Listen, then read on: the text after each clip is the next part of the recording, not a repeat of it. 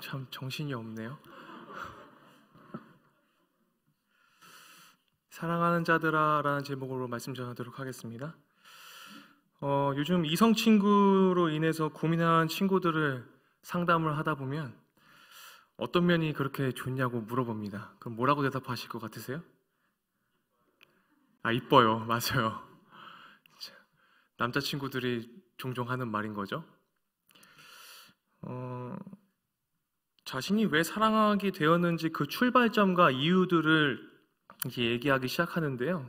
아까 말한 것처럼 어떤 친구는 이성 친구의 얼굴에 반해서, 이건 대부분 남자들이 하는 대답입니다.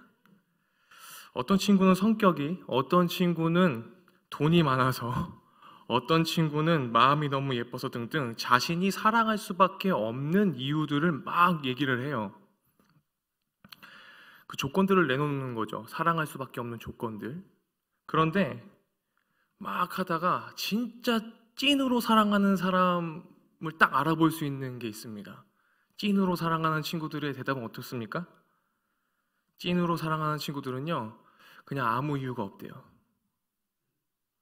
아무 이유가 없어요. 그냥 그 사람이니까 사랑한대요.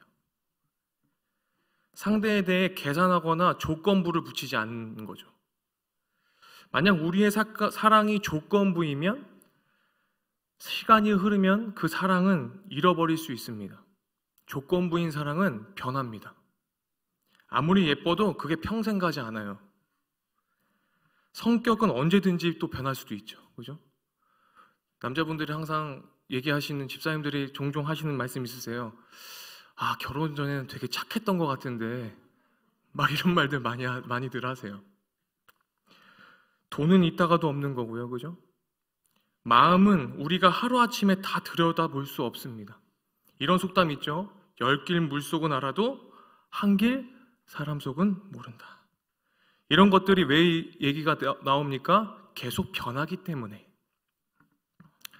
그래서 변하기에 그것으로 인해 사랑이 출발되면 반드시 그 사랑은 어떻게 됩니까? 식어집니다. 변합니다.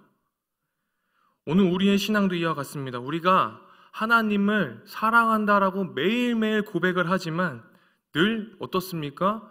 하나님을 향한 사랑이 조건부일 때가 많습니다. 내 기도에 응답해 주시면, 내 목표가 이루어지면, 내 소원이 이루어지면 그때 하나님을 사랑한다고 고백합니다. 내 자녀가 취업이 잘 되면, 내 자녀가 대학을 잘 붙으면. 그러나 하나님이 우리에게 보여주신 사랑은 조건부가 아닌 어떤 사랑이었습니까? 무조건적인 사랑입니다. 이유가 없습니다. 오늘 이 사랑이 무엇인지 우리가 좀 배우기 원하는데요. 요한서신에서 빼놓을 수 없는 단어가 딱 한 가지죠. 제가 뭐라고 얘기하겠습니까? 사랑입니다. 사도 요한이 3번이나 편지를 써서 권면했던 수신자는 누구였습니까? 잘 살펴보면요, 어느 교회의 성도들이라고 기록해 놓지 않고요, 오늘 요한에서 4장 말씀에도 보면 1절, 7절, 11절에 똑같이 얘기하는데요, 계속해서 반복하는 것이 사랑하는 자들아 라고 얘기합니다. 어떤 특정한 사람들을 지칭하지 않아요. 사랑하는 자들아 라고 얘기합니다. 그런 점에서 하나님께서 시대를 초월하여서 자연스럽게 우리 각자에게 주시는 말씀으로 우리가 들을 수 있겠습니다. 로마서 5장 8절 말씀에도요, 하나님의 사랑은 어떤 사랑인지, 또한 그 사랑의 시점과 그분의 사랑이 얼마나 큰 것인지 우리에게 분명히 가르쳐 주는데요. 한번 다 같이 읽어보겠습니다. 우리 아직 죄인 되었을 때에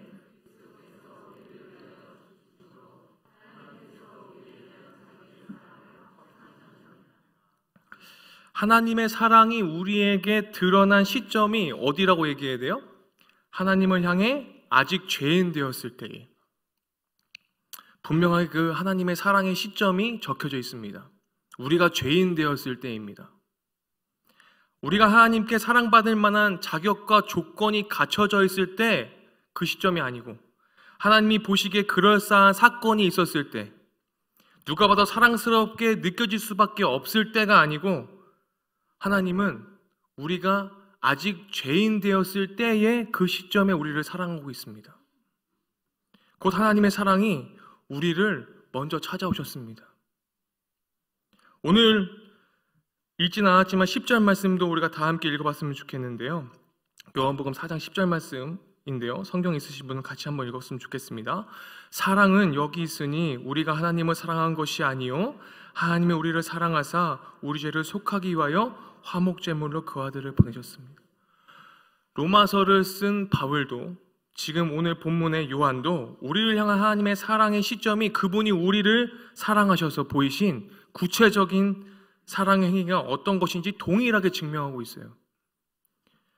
하나님이 우리를 먼저 사랑하셨고 그분의 사랑이 그 아들 주 예수 그리스도로 화목제물로 이 땅에 보내심을 통하여서 증명하셨습니다. 그저 말로만 혀로만 사랑한 것 아니고 우리를 향한 그분의 사랑을 보내심으로 또 십자가에 달리심으로 구체적으로 보여주셨습니다. 하나님의 사랑이 예수 그리스도를 이 땅에 보내시고 십자가에 죽으심으로 분명하게 나타나지게 된 것입니다. 그런데요, 사랑은 하나님께 속한 것이라고 오늘 본문 말씀에 적혀 있는데 우리는 그분의 사랑을 입은 자라고 되어 있는데 우리 또한 서로 사랑하며 살아가는 것이 하나님께 속한 자로서 마땅한 삶이라고 내용이 되어져 있는데 저자는 더 강력한 어조로 하나님의 사랑을 입은 우리가 사랑하며 살아가지 않으면 우리는 하나님을 알지 못하는 자라고 평가하고 있습니다. 7절 8절 말씀입니다. 다 같이 한번 읽어볼까요? 다시 읽겠습니다. 사랑하는 자들아 우리가 서로 사랑하자. 사랑은 하나님께 속한 것이니 사랑하는 자마다 하나님으로부터 나서 하나님을 알고 사랑하지 아니하는 자는 하나님을 알지 못하나니 이는 하나님은 사랑이심이라. 아멘입니다. 하나님은 사랑이시고 그 사랑을 아는 우리가 서로 사랑하지 않고 살아간다면 우리는 사랑이신 하나님을 제대로 알지 못하는 거다라고 얘기합니다. 여기서 알다는 그리스어로 기노스코인데 남들보다 영적인 지식을 소유했던 그 영지주의자들을 뜻하는 말입니다. 그 그노시스라 지식이라고 말하는 그 기노스코의 명사인 것인데 그러면 이 본문을 살펴보면 동사는 언급되어 있고 명사는 전혀 사용되어 있지 않고 있습니다. 하나님의 지식은 명사형이 아니라 동사형이고 하나님을 지금 이 순간도 알아가는 것이며 하나님을 사랑을 알고 하나님을 안다고 하는 것은 하나님과 사랑을 계속하면서 지속적인 관계 속에서 형성되어지는 것이기 때문에 계속 동사형으로 사용되어지고 있는 것입니다. 즉 사랑에 대해서 모르면 하나님에 대해서 전혀 모르는 바보와 같다고 얘기하고 있는 거예요. 왜냐하면 하나님 자체가 사랑이시기 때문입니다. 그러면 하나님을 사랑한다고 하나님을 안다고 말하는 사람들은 어떤 사람들입니까? 사랑을 하는 사람. 한마디로 구원을 얻는 데 필요한 신비한 지식은 무엇이라고 얘기하는 것이냐면 다름 아닌 사랑이라고 얘기하고 있는 것입니다. 그러므로 지식적인 알매 문제는 반드시 그 지식의 대상인 하나님과 우리 사이의 관계 문제로 현재 우리 자신의 신앙생활 속에서 소통되고 있는지 확인되지 않으면 결코 영적인 지식이 될 수 없는 것입니다. 그러기에 사도 요한은 영적인 분별이 어느 특정한 부류의 신비로운 사람들에게만 주어졌다기보다 서로 사랑할 수만 있다면 그것이야말로 진정인 영적인 삶이고 인간다운 삶이라고 얘기하고 있는 것입니다. 요한서 신대의 특징 중에 하나는 부르는 호칭을 사용할 때마다 개개인의 이름을 부른다기보단 전체적인 개념들을 얘기해요. 오늘 본문 말씀처럼 사랑하는 자들아 라고 얘기하더라는 거예요. 특히 아가페토스라는 형용사는 사랑하다라는 동사의 수동형에서 파생된 단어인데 사랑받는 의미입니다. 그러면 사랑하는 자들아라고 말하는 이것을 좀 더 깊게 좀 더 정확히 해석하면 뭐겠습니까? 사랑받은 자들아라고 얘기하는 것입니다. 그럼 사랑받은 자들아라고 우리들에게 얘기하고 있는 지금 이 본문의 말씀에서 사도 요한은 스승이신 예수님이 살아생전 어떤 제자였습니까? 사랑하시던 제자였습니다. 하나님으로부터 사랑받은 자들은 다른 그리스도인 형제로서 사랑할 의무가 있다는 것이 이 단어에 암시되어 있어요. 형제를 사랑하는 것. 사랑받은 자들아, 너희들은 사랑을 해야 돼. 왜? 사랑받은 자들이기 때문에. 우리가 피 한 방울 섞이지 않는 믿음의 식구들과 형제들을 서로 사랑할 수밖에 없는 이유는 어디 있겠습니까? 그것은 바로 우리를 위해 독생자 아들을 십자가에 못 박기 위해서 이 땅에 보내신 하나님의 사랑이 먼저 오셨기 때문에, 우리가 그 사랑을 알기 때문에, 우리는 사랑받은 자들이기 때문에, 그래서 우리는 사랑을 해야 된다라고 얘기를 하고 있는 것입니다. 그냥 사랑하는 거 아니고, 너희들 사랑받았잖아. 사랑받은 자들아, 너희들 사랑해야지. 하나님의 먼저 사랑하심. 저를 따라해 보겠습니다. 하나님의 먼저 사랑하심. 우리는 사랑받은 자들이지 않습니까? 이 사랑이 우리 안에 충만해지면 우리 또한 먼저 형제를 이해하고 받아들이고 사랑할 수 있게 되는 것입니다. 하나님의 사랑이 우리에게 물밀듯이 찾아오면 우리는 우리 주변의 형제들을, 이웃을 사랑하지 않을 수 없는 것입니다. 왜요? 내가 사랑받은 자이기 때문에요.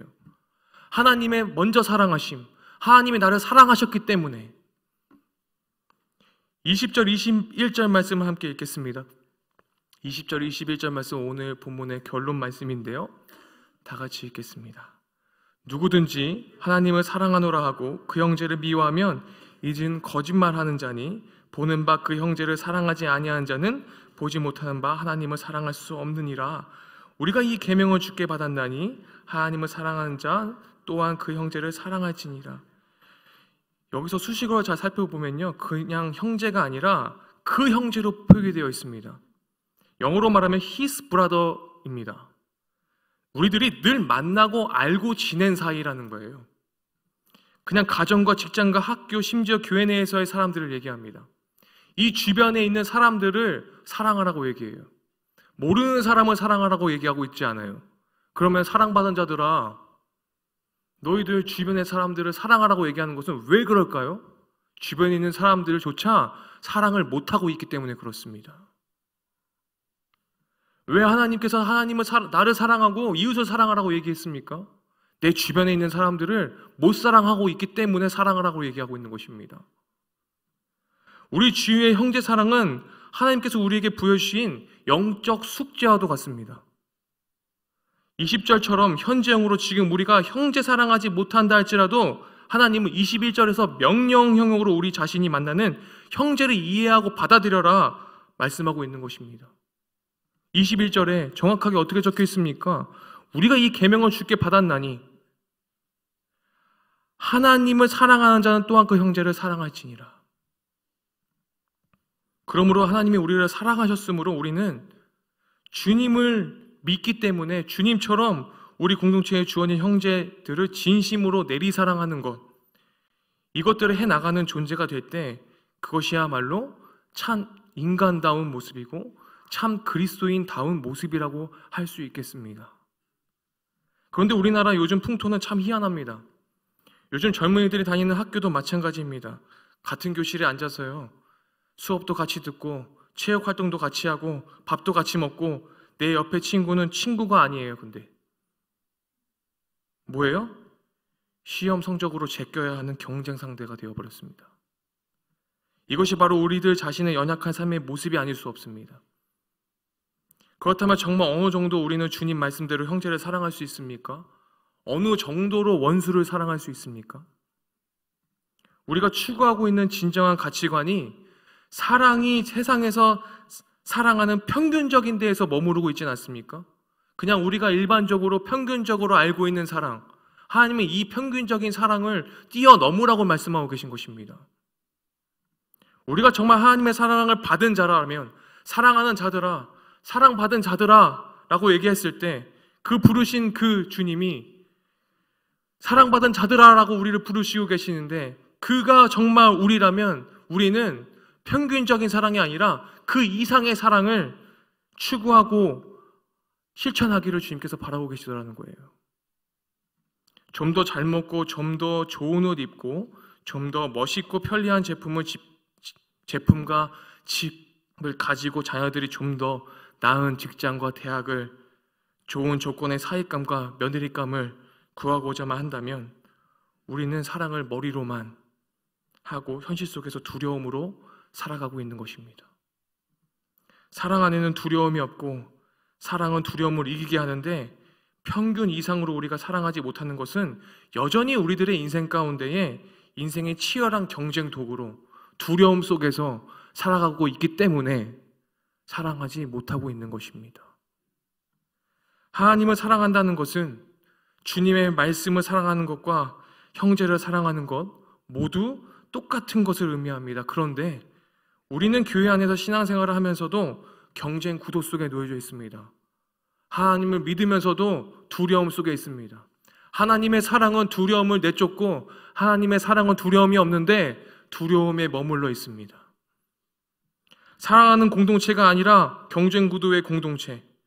예전부터 이상하게도 교회는 천국만 가면 된다는 수준에서 벗어나지 못한 채 신앙생활을 하는 분들이 많이 있었습니다. 저는 요즘 이상하게도 어릴 적에 광일아파트 앞에서 광일슈퍼를 하시는 권사님이 생각납니다. 참 사랑스럽고 따뜻한 분이셨습니다. 광일슈퍼 옆에 떡볶이집, 단세미집 집사님이 생각납니다. 너무 사랑이 넘치셨습니다. 아, 우리 한국은 정이 넘쳐. 근데 요즘은 참 한국이 정이 사라진 것 같아. 사랑이 사라진 것 같아. 내가 저 사람을 도저히 사랑할 수 없었는데 주님 앞에 나아가 늘 고민하면서 기도하고 또 부르짖으면서 살아갔더니 이제는 조금이나마 내 형제를 받아들이고 이해할 수 있고 사랑할 수 있게 됐어 하는 이 감격의 고백이 우리들의 삶에 참 기쁨이 되었으면 좋겠습니다. 우리가 하나님을 사랑하는 만큼 사랑받은 자들이라면 평균 이상의 사랑을 할 수 있는 하나님이 우리를 먼저 사랑하신 것을 기억하면서 그 사랑을 기억하면서 오늘도 사랑받은 자들아, 하나님이 우리를 먼저 사랑하셨기 때문에 그걸 기억하면서 모든 것들을 사랑할 수 있게 되기를 간절히 소망합니다. 우리 이 시간 함께 기도했으면 좋겠습니다.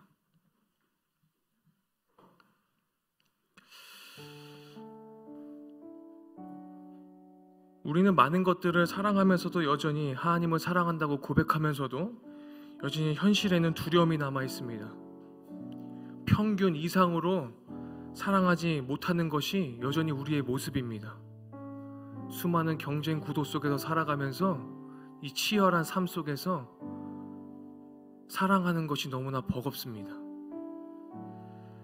하나님을 사랑한다는 것, 주님의 말씀을 사랑하는 것, 이웃을 사랑하는 것, 이것을 우리가 해야 하는데 우리는 여전히 천국만 가면 된다는 수준에서 벗어나지 못하고 있지는 않은지 돌아봅니다. 우리가 진짜 사랑했으면 좋겠다고 주님, 우리를 먼저 사랑하시고자 아기 예수의 모습으로 이 땅에 오신 그 주님을 우리가 깊이 있게 묵상하면서 우리가 그 구체적인 사랑의 표현을 우리가 받아들이고 이해하며 우리도 그 사랑을 예수님처럼 하길 원한다는 결단의 기도를 우리가 이 시간 하기를 소망합니다. 다 같이 기도하시겠습니다. 사랑이 충만하신 주님 감사합니다. 하나님, 이 사회 속에서 우리가 하나님 사랑하지 못할 것이 무엇입니까? 우리를 두렵게 하는 것이 무엇입니까? 하나님, 온전한 사랑, 사랑 안에는 두려움이 없고 온전한 사랑의 두려움을 내쫓는데 우리가 온전한 사랑을 못하고 있지는 않습니까? 하나님, 사랑으로 하나님을 사랑하고 하나님이 사랑하라고 말씀하신 그 모든 것들을 사랑하며 두려움을 내쫓고 두려움을 벗어나 아버지 사랑할 수 있도록 주님께서 아버지 인도하시고 역사하여 주시기 원합니다. 이 땅에 우리를 먼저 사랑하셔서 아버지 너무나 우리를 사랑하셔서 아버지 이 땅에 아버지 우리를 찾아오신 주님, 아버지 그 사랑을 우리가 깊이 있게 묵상하며 나아갑니다. 이 대리절 가운데에 그 예수 그리스도의 사랑을 먼저 찾아오셨던 그 사랑을 기억하며 아버지 우리가 주님 사랑하겠습니다. 아버지 우리가 다시 한번 그 사랑을 회복하기 원합니다. 아버지 두려움을 내쫓기를 원합니다. 주님 도와주시고 인도하여 주시옵소서. 그래서 평균적인 사랑, 아버지 우리가 신앙생활하면서 내가 구원받으면 되고 나만 천국 가면 되는 아버지 그것을 벗어나는 사랑 아버지 하면서 주님 사랑하며 살 수 있도록 인도하여 주시옵소서. 주님 이끌어 주시기 원합니다. 주님 도와주시옵소서. 사랑의 주님, 우리는 현실을 부딪힐 때마다 두려움이 남아 있습니다. 평균 이상으로 사랑하지 못합니다. 사랑이 진정 그리스도인의 표지인데도 우리는 여전히 천국만 가면 된다는 수준에서 벗어나지 못하고 있습니다. 형제 사랑은 결코 주님의 명령에서 선택사항이 아니라 필수사항임을 기억하게 하여 주십시오. 원수를 사랑하는 것은 필수사항인데 하나님, 이것이 우리에게 선택적으로 남겨져 있다면 주님, 우리들의 마음을 교정하여 주시옵소서. 우리 자신의 이기적인 욕구와 부패한 본성을 주님 앞에 내려놓길 원합니다. 그렇게 함으로써 우리를 먼저 사랑하시고자 찾아오신 그 아기 예수를 주님 깊이 받아들이고 이해하며 주님 그 참된 사랑을 우리가 충만하게 채워서 하나님, 이웃을 사랑할 수 있는 여유와 깨우침을 우리들에게 주시옵소서. 예수 그리스도의 이름으로 기도드렸습니다. 아멘.